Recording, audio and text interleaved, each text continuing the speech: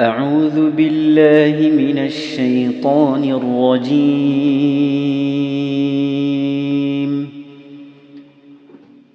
بسم الله الرحمن الرحيم.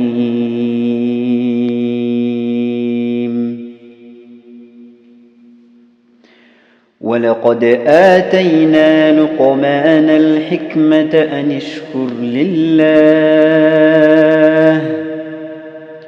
ومن يشكر فإنما يشكر لنفسه ومن كفر فإن الله غني حميد.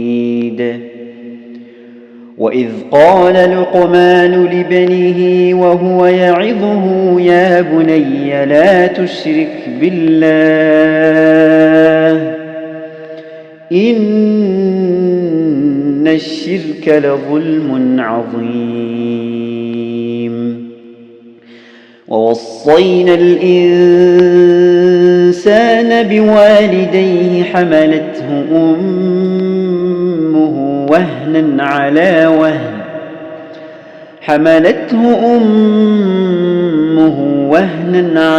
وهن وفصاله في عامين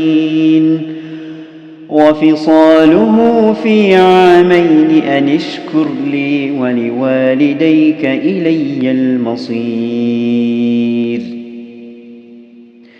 وإن جاهداك على أن تشرك بي ما ليس لك به علم فلا تطعهما وصاحبهما في الدنيا معروفا واتبع سبيل من أناب إلي ثم إلي مرجعكم فأنبئكم بما كنتم تعملون.